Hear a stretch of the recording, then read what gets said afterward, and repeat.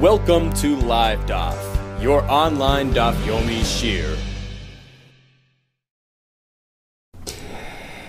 Shalom Aleichem. Welcome back to today's Daf Hayomi Maseches CHULLIN Daf Tzadivav. Perhaps due to their shortness, the next two Daf, and perhaps we'll just combine them together. We'll join together this and the next Daf into one session. So let's start with the Mishnah Tzadik Vav Amud Aleph, around halfway down. So, how deep reaching is the Gid HaNasha? How much do you need to remove when cleansing the thigh, the animal, of its Gid HaNasha?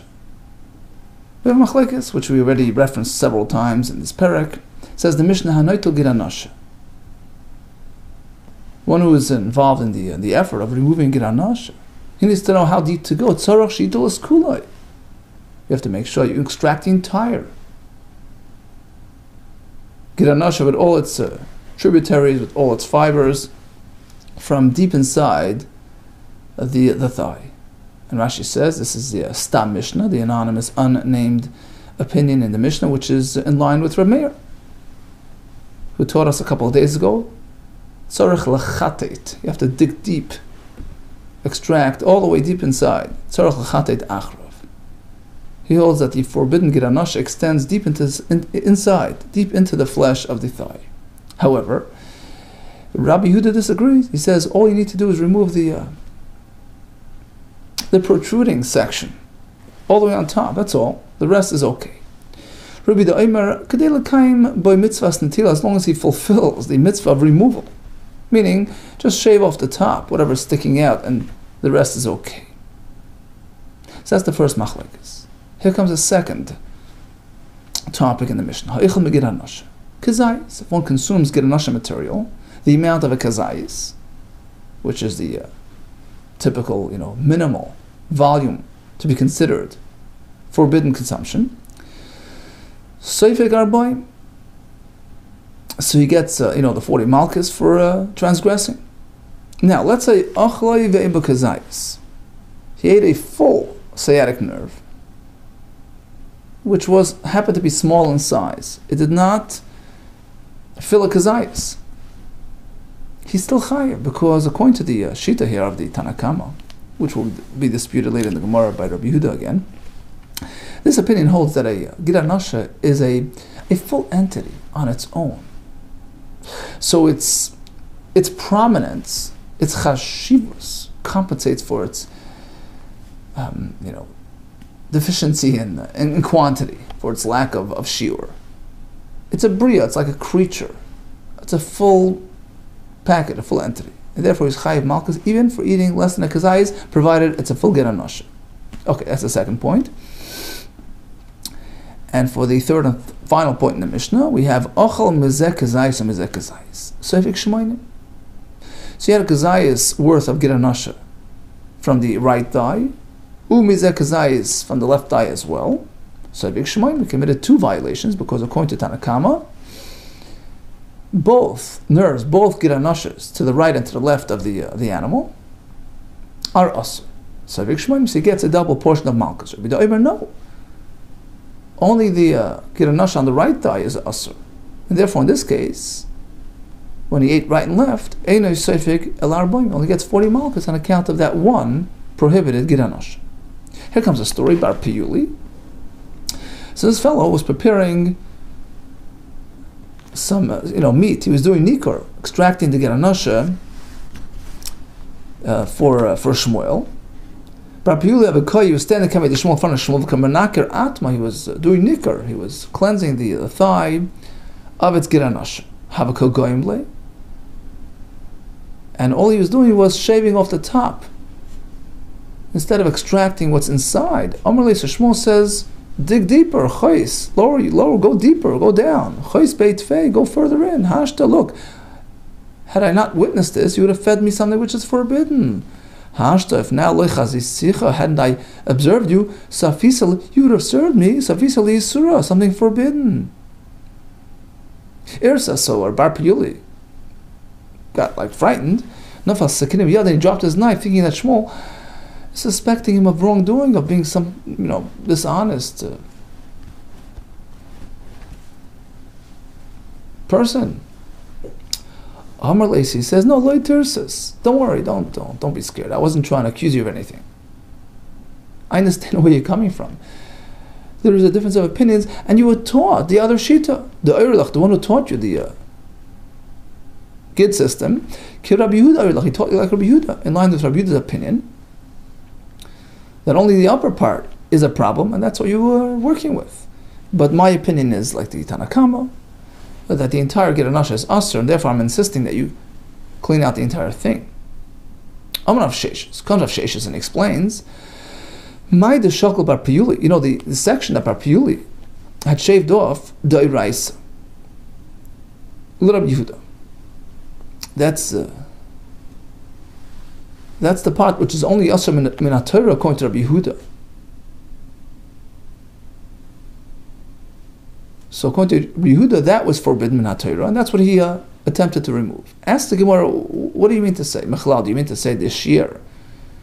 That the part that he left inside the Rabbanan, the Rabbi Yehuda, would be forbidden. Even according to Rabbi Yehuda, would be forbidden with the Rabbanan, which means to say that, this whole discussion in the Mishnah is just the top section, even the parts that's embedded. Rabbi Meir says the entire thing, Rabbi Yehuda says only the top. That's only min ha-Torah, but even Rabbi Yehuda agrees that with the Rabbanan, we don't suffice with that, we have to remove the entire thing. Is that so? So then, Bar Piyuli was only taking the top section.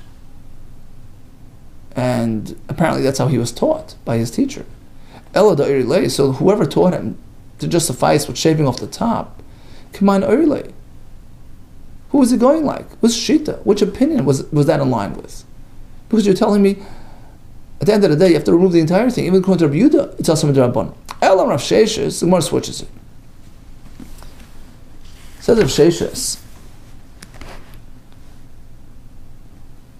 Rav Sheshes learned like this: Man de shakal bar piyulei da'iraisa, umay de shai de Rabban Rameir.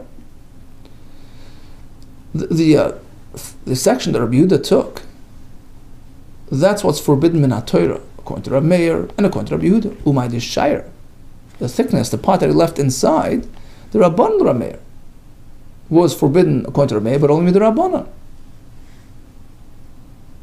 Which implies that according to Rabbi Yehuda, it's not even asur mit Rabbanan, it's fully permissible. Di Rabbi Yehuda, afilu mit Rabbanan shari. Right? So, according to Rabbi Yehuda, even the Rabbanan, that's allowed. That explains why he sufficed with just the upper part.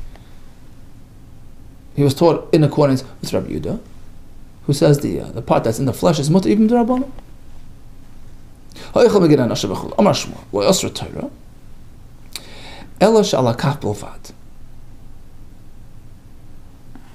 So until now we discussed, is it just the protruding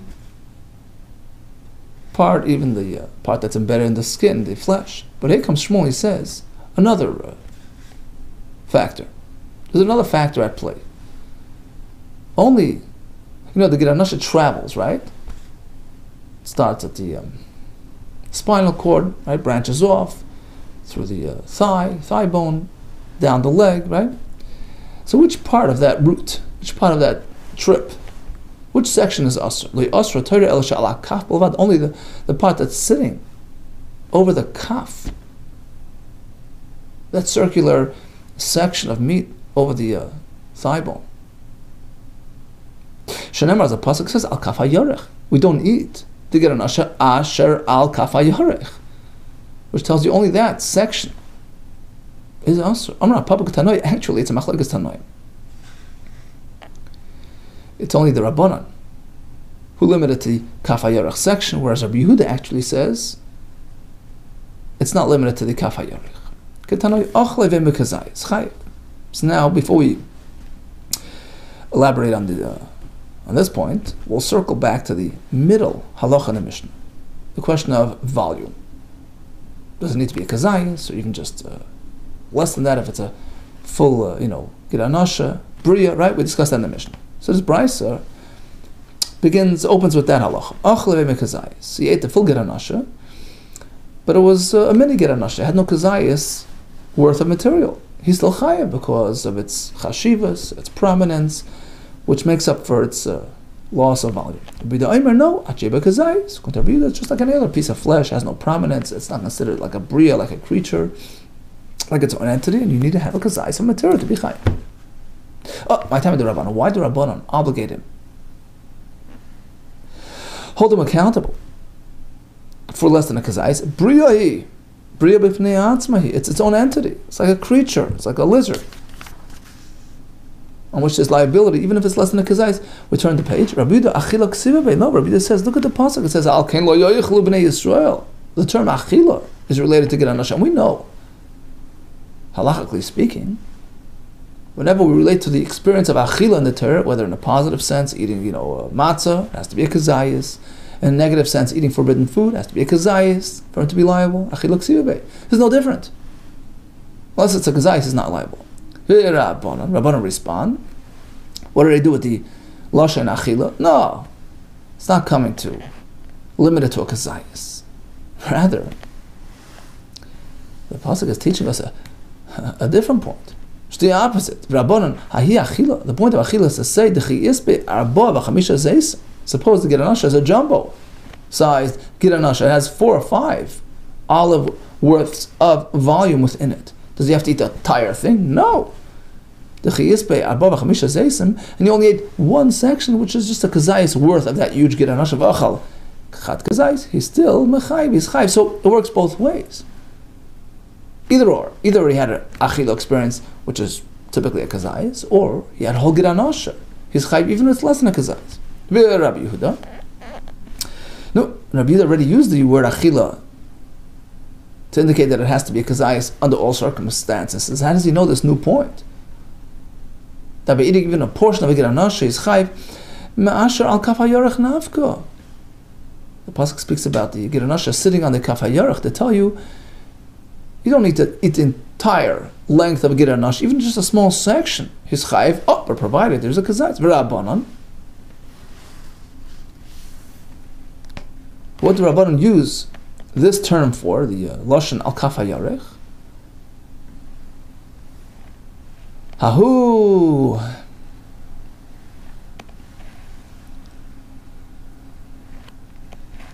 That phrase in the pasuk. Look at this Shmuel. That's coming to teach us Shmuel's halacha. Stated a minute ago. The Amar Shmuel teaches us like asra Torah ella shal kaf hayarech.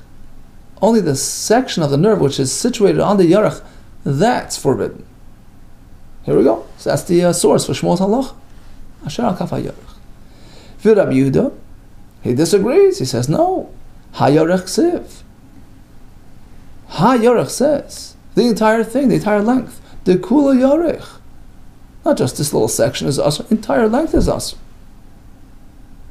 Provided that it's close to the surface as opposed to embedded in the flesh as we had in the Mishnah. But in terms of the length, the whole root, the whole thing is us, v'rabbanon. Now Rabbanon who disagree, they limit the Isser only to the section on the Yarech.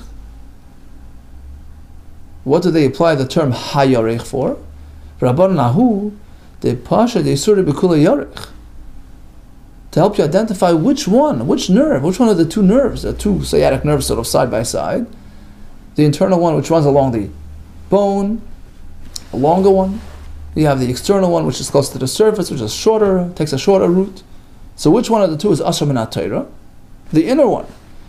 Hahud the pashet isuri b'kul yarech, to tell you that's the inner one which has forbidden matter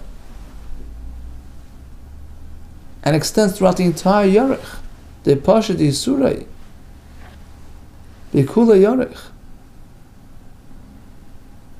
Rabbi Gershom actually takes out the word Yisura because according to them actually the Isra is only on the Yarech. But the point is to identify the long one as opposed to the short one. La Puke as opposed to Chitz, and the external one which doesn't take that long route, the Loi, which is not covered by the Isra. But of course, in terms of once you identify which one, it's a long internal one, but which one, which section, which area in that is Asr, the one that's Al HaKaf, only on the Kaf and not beside it. Says the Gemara. Now, we're dwelling on the word kaf, but the term kaf has already been used for something else. V'hai kaf, miboile, it's needed lemute oif, to exclude a bird from the isra of Giran Nasha, the leslie kaf, because it doesn't have this roundish, section there. So it's needed for that. It's very kaf ksivi. In the pasuk we have the term kaf mentioned twice, enough to go around, teach us both halachas. Okay, so bottom line is, we have 3 discussions in our Mishnah and our Gemara, discussing the extent of the Isra Giran Nasha. Number 1, according to Rameir, even the thickness, the part that's embedded in the skin, in the flesh, would be Asr. According to Rabbi, only the one that protrudes, only that part. In terms of the minimum amount needed for consumption, for liability, according to the Chachamim, it's either a kazayis worth or a full Giran Nasha, even if it's more than a kazayis. According to Rabbi, it's always going to be a kazayis. According to Rav Meir, according to the Chachamim, it applies to the right and the left thigh. According to Rabbi, only to the right side. We have another machlekes, which was triggered by Shmuel's statement, which turned out to be a machlekes Tanaim. According to the Chachamim, only the part that's on the kaf hayarech is asr. Whereas according to Rabbi, the entire Giran Nasha is asr, even the part that's away from the kaf. Okay, now we proceed to the sugya of taroivas, mixtures, a mix of isser, a heter. These are the primary topics of Yeridea, making of a rabbi. Hilchas taroivas. Okay, here we go. Says the Mishnah, Yorech shenuzbash bo Giran Nasha. So you have a yorech, right? That's a thigh. Inside we have the Giran Nasha, which has yet to be removed, and he mistakenly cooked the whole thing as one. Put it in the pot with the Giran Nasha. So the Giran Nasha is forbidden material, and the yarech, the rest of the thigh, has perfectly fine flesh. So what happens now? Says the Mishnah, it's all about flavor. If there's enough isser in that mix to transmit discernible flavor within the broader mixture, that it infects it, it makes it usher, and the whole thing is usher. But if the portion of isser is too small, too minute, to influence the rest, to impart flavor, discernible flavor in the rest, and typically we apply the formula of shishim, of 60, right? So if there are 60 portions of permissible materials versus the single portion of prohibited material, then that prohibited material becomes batal, becomes nullified, becomes cancelled out. Nevad machmas mi'uto, says the Rambam, because of its smallness, because of its insignificance. It's indiscernible. Its flavor is not discernible. It's not. You can't feel it. You can't taste it. It has no prominence. It has no value. It's not there.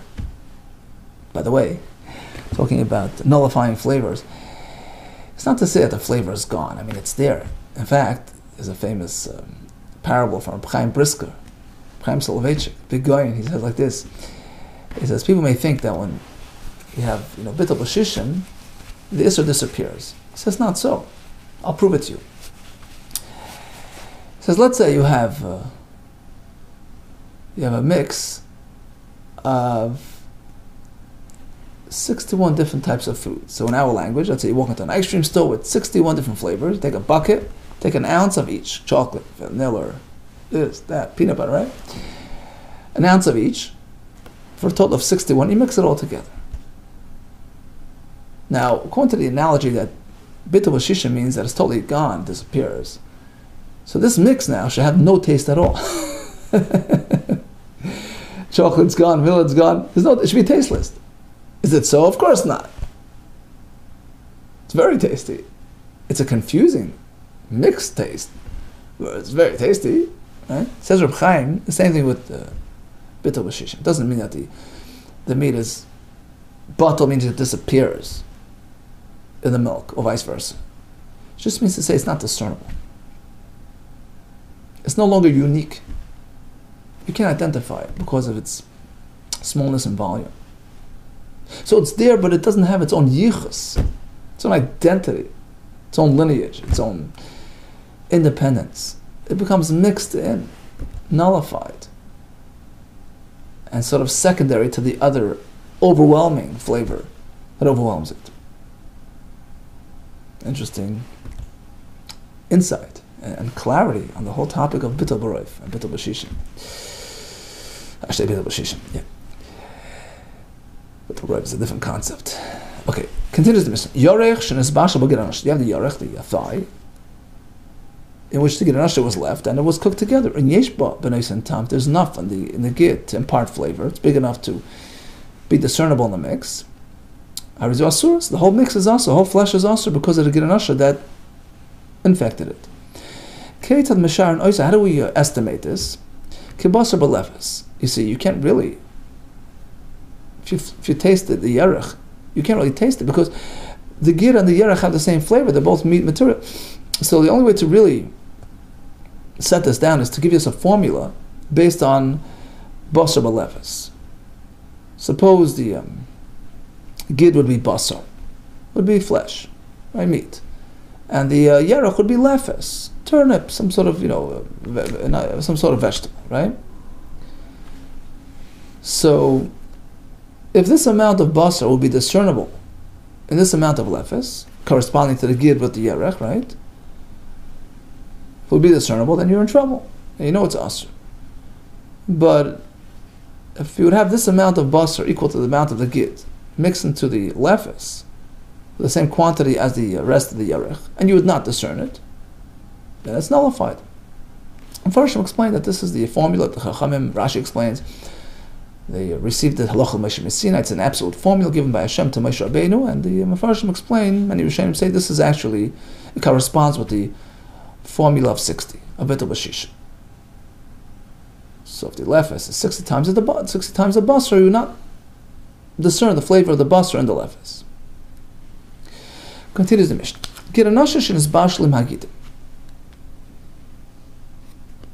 Now suppose you had a collection of nerves, of veins or whatever, and you cooked it all together in a pot. Bizman shemakira. Now if you can pull out the gid, you could identify, sees where it is.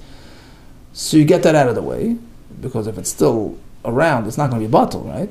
So you pull it out, and then you have to work with the flavor, question. B'nei and tam. So you have to determine whether the gid that had been cooked together with the others had enough material in it to impart flavor on the rest of the mix, on the other gidim, on the soup, whatever it is that's there. Vim lav.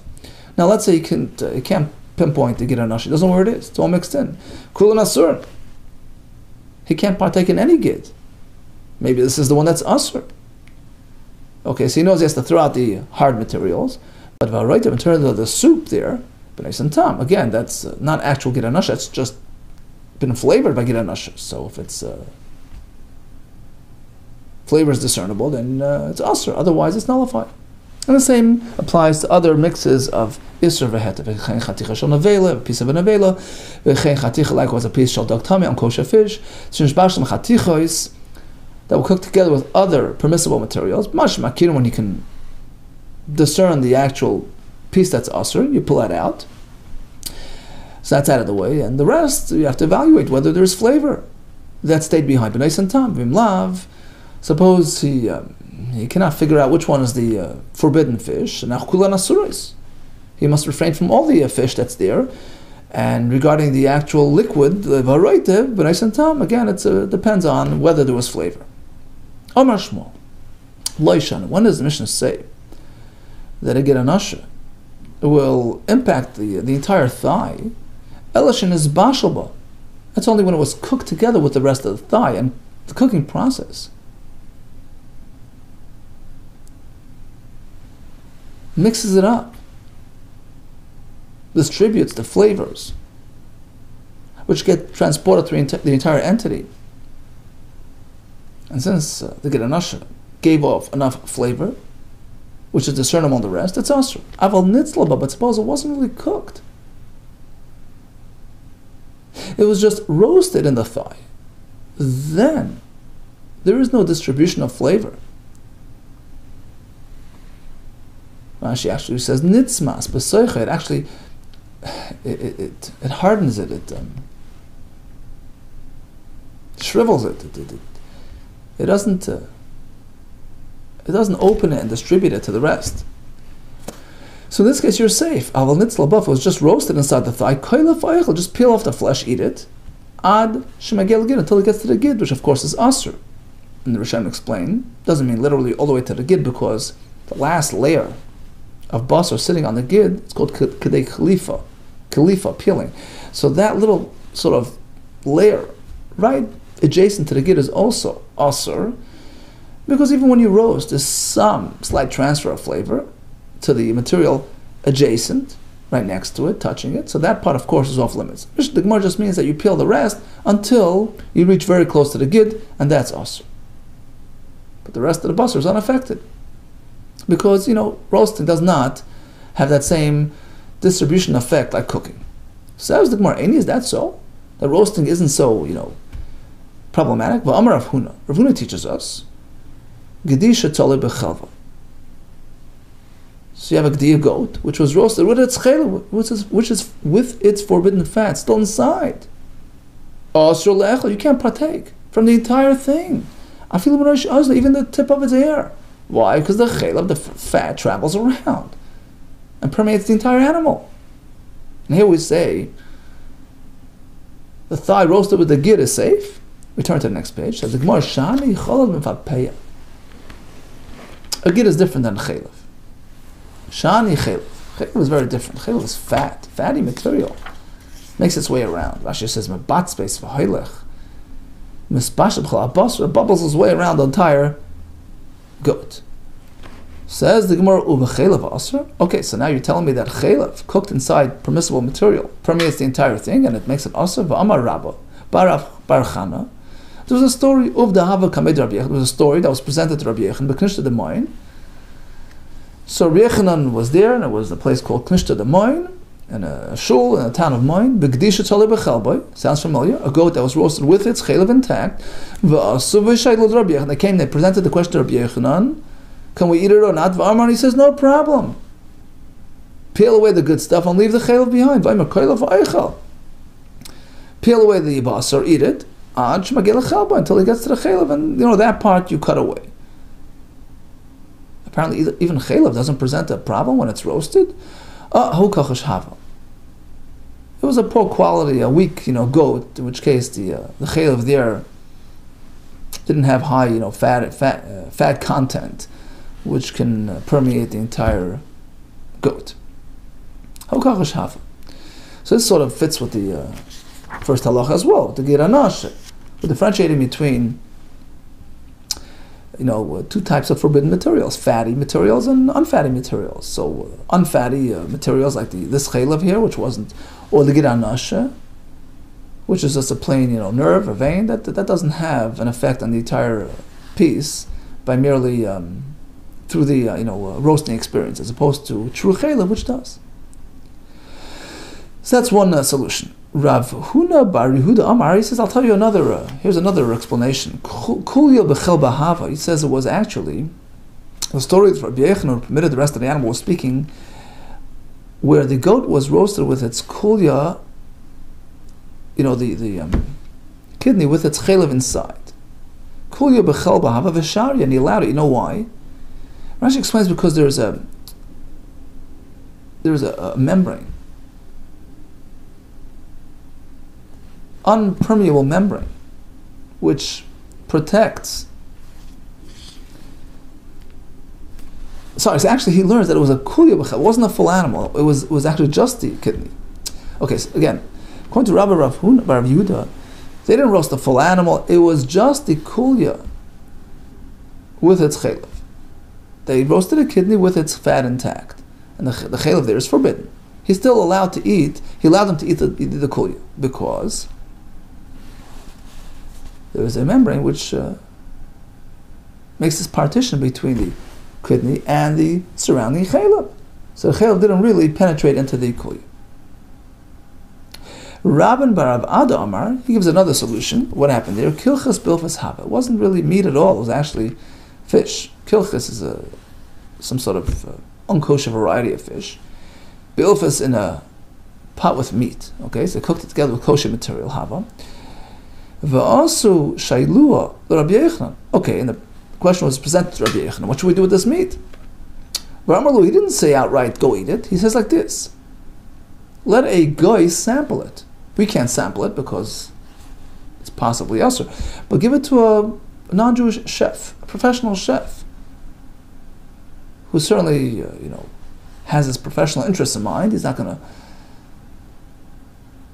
sully his good name, his reputation, and he'll give you an honest assessment in terms of what it tastes like. If Amar Lui tells them, Lit'ame, let it be tasted by Kfela. Kfela is a chef, Armo, Geisha chef. And you can rely on him. And Rashi explains, Rashi says it's Lefit Tumai. Sort of an innocent assessment. You can't tell him, look, we need this for halachic reasons, and, turn it into a whole formal, testimony. You give it to him, say, listen, what do you think? What do you think about this thing? Taisus says, he's not going to lie because Shalai Yafsid Nasai. In order not to, lose his reputation as, professional, chef connoisseur. So this way you can rely on him. Chiddush or Rabbi Yechanan. You can feed it to the guy and have him determine whether the meat imported, flavor from the non-kosher material. And otherwise, if he says it's free of any fish flavor, then you're good. Amar Rava. More on this topic of having a guy sample it. So Rava says like this: Mereish hava kakashali. The truth is, back in the day, I had a big kasha. How do you explain the brisa? The brisa says like this: Kedera shebisha basa. There's a pot which was used to cook meat, a fleishiga pot, what we call a fleishiga pot, right? It's got to stay on the meat side of the kitchen. Lo yivashal b'chalav. You can't use it for milk. Vim bishal. Suppose he cooked milk in it. Be'nais in tam. It depends whether there is any meat flavor imparted into the milk. Okay.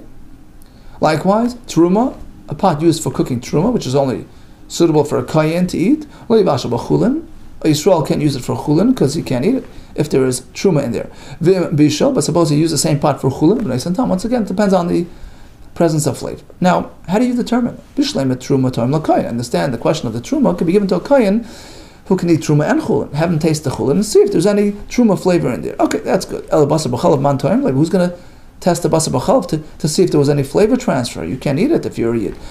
Oh, but once Rabbi Yechon teaches us, you can rely on the non-Jewish chef to discern and determine flavor. Likewise, in this case, we give it to the guy, and he'll determine for us if there's any meat flavor in the remaining behind. Do Amar Rava or Amar Rava comes a new statement.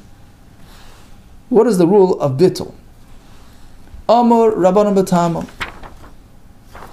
We find that sometimes the Chachamim refer to the phrase of noisein tam, like in our Mishnah. It's all about presence of taste. Number two, V'amar Rabbanan B'Kfela. At times, like in the case of Rabbi Yechon, Chachamim relate to a kfela. Give it to the guy to the chef to determine what's going on.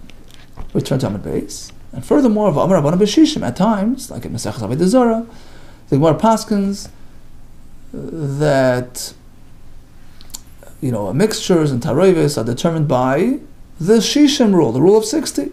Okay, so now we need to know when and where to apply each one of these three formulas. As follows: Hilkach, therefore. Number one, min misheni minai. If we're speaking about a mix between two different types, two different flavors, and it's dehetera, they're both permissible, like in the case of the truma mixed with the chulin, which for a kohen are both okay, but time I have him give it a taste and let us know what's going on. Next case, the isura. If we're speaking about a mix which generates an isur like meat and milk, in which case a Yisrael can't risk tasting it, b'kfela. You offer it to the Goyish chef to tell us what's going on. And finally, umin b'minoi. Suppose we're speaking about a mix between two of the same flavored materials. The lekala make him out time, in which case taste, flavor is not really going to be a factor. Inami. Alternatively, min b'she'eni min d'isura. You have two different types which are going to be asur, but there's no guy, there's no chef around. So in these cases, we do apply a standard rule called bishishim. So if there are 60 portions of permissible versus the single portion of isser, then it's nullified, it's batal, and you can have it. Now, interestingly, the Ramah actually paskins in Shulchan Aruch. He says that even if you can, you have definitive, information that there is no flavor discernible, but it's less than 60, we don't allow it. Practically, we insist on 60 in order to make a bittul.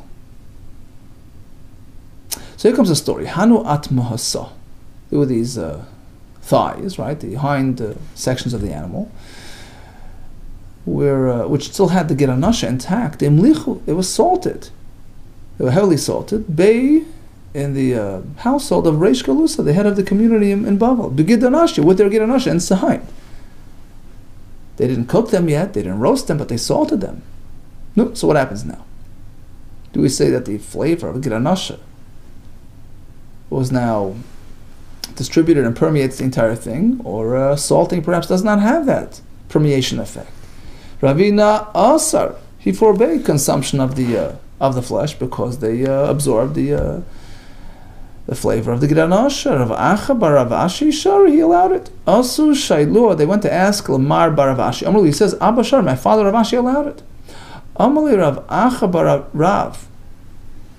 So he approached Ravina. He says, "My daitach, what are you based on? Your strict approach. What is it based on?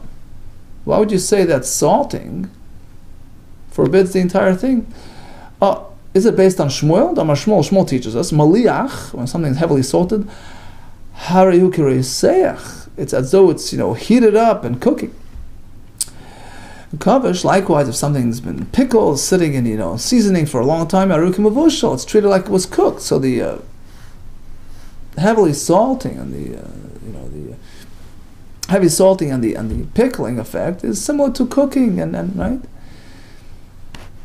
Likewise over here, since the meat was heavily salted, it's kirei sayach. It was like really heated up, and the heat makes the flavor travel around. Says the Gemara, Vamar Shmuel, but Shmuel himself told us, Lo yishanu el shenisbashel bo. But the Mishnah considers the rest of the yerech to be asur because of the gid content. That's only when it was cooked inside of it. They were cooked together, so the flavor travels around, and Aval nitzla, but Shmuel himself told us that roasting doesn't have that same effect. Aval nitzla above, if the gid was roasted together with the rest, no worries. Just peel off the flesh, enjoy it, and until you get to the gid, now you discard of it. So basically, if roasting doesn't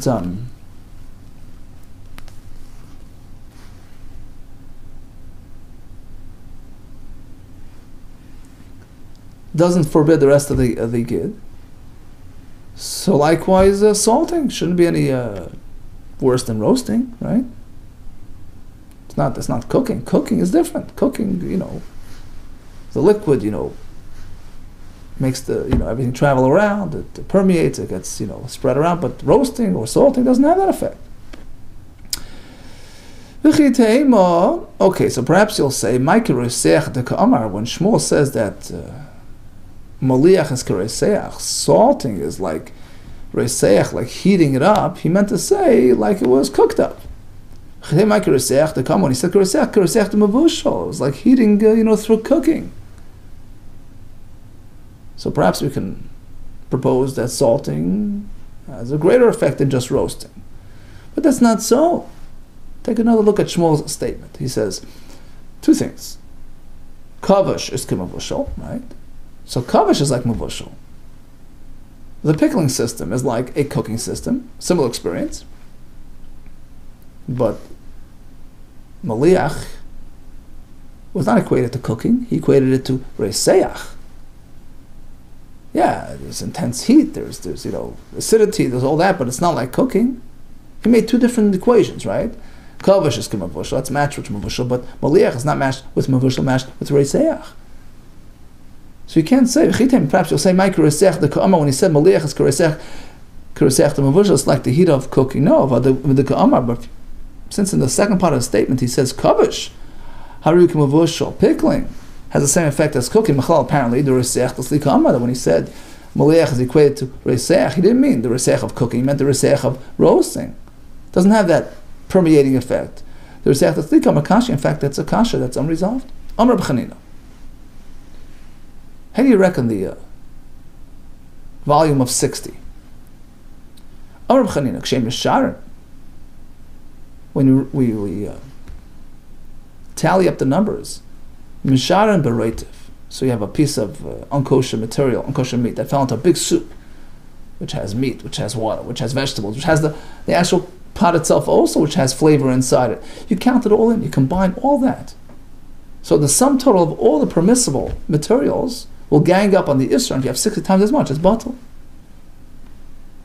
When we evaluate the numbers, Mishar and Beroita, we count the soup, the liquid part, Ubakifa, the fibers of little fibers of meat, of vegetables that are stuck on the bottom of the Ubachaticha, certainly the other pieces of meat, even the pot itself goes into the calculation. Ikadamri, some learn, B'kadeira Atzma.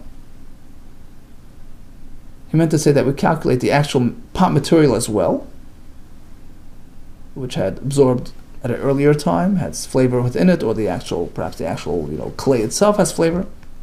That also gets counted in. There's another version of what he said. We don't go that far that we'll actually factor in the material of the pot. It means to say what that the pot absorbs. So let's say you find less than 60 portions of heter. So we know that there was 60. There was enough when you started cooking. Now there's less. What happened to it? Oh, it was absorbed in the pot. So you can still factor that in to get you to a total of 60 times as much as the Isser and still maintain your bittul. Amar Rabbi Yevo, Amar Rabbi Yechna. Kol Yisurin shebetorah misharinan kilu hein batzol v'kafloit. Rashi says this was stated before the halacha concluded that we always applied the law of 60. So Rav quotes Rabbi Yechanan with a slightly different formula. Whenever we have a mix between Isser and Heter, Misharinan, we estimated kilu hein batzol v'kaflet, as though the Isser material is comprised of onion or leek that got mixed into the other permissible material. And we would evaluate if this amount of batzol would get mixed into this amount of potatoes, would you still have the batzol flavor there? Would it be discernible? Then we know we have a problem. Otherwise, just as the batzol would be batal, would not be discernible, likewise the isser of the same quantity is considered nullified in the heter of the other quantity as well. So basically, we use the onion and the kaflet as a sort of a prototype, okay, to set down a formula whether this amount would be batal and indiscernible or not. Why are you going so easy? Why don't you use a sharper ingredient, something which would impart a more discernible flavor, which is harder to nullify? Why are you saying if it would be batal, would be discernible, then it's a problem, otherwise it's batal? Why don't you say something else?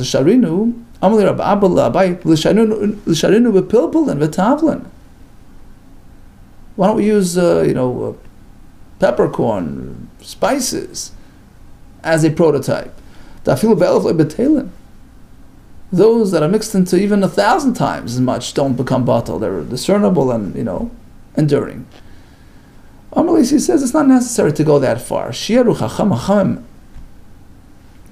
estimated, they knew that amongst the forbidden materials out there, we don't have such strong, potent materials that have such strong, enduring flavors.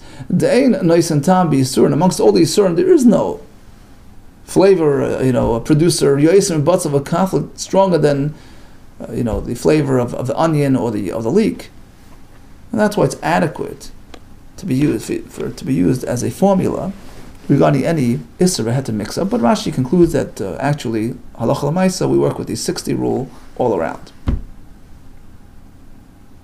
Okay, we'll leave the rest for next piece for tomorrow's daf. In summation, we discussed the extent of the Gid Hanasha, how deep, how wide, how big, right? And that took us into the next Mishnah regarding a yerach that was cooked with the Gid Hanasha. So, the way Shmuel explained it to us, the issue is only if it's through cooking experience, in which case the flavor permeates, it gets distributed and spreads throughout. And if that flavor is discernible, it's nice and tam, it forbids the entire entity. Otherwise, it's batal. However, if it's merely roasted, or as we're going to see later, apparently heavily salted as well, has the same effect as roasting, then it doesn't spread throughout the entire entity. One exception is chalif. If it's fatty, really fatty fat, then even through roasting, you'll have a distribution throughout the entire entity, in which case, if there's nice and tam, it's asr. We discussed various ways of discerning the presence of the problematic flavors, whether it's tasting it, giving it to a guy, or employing the rule of bittul b'shishin. All the best to you, and atzlacha.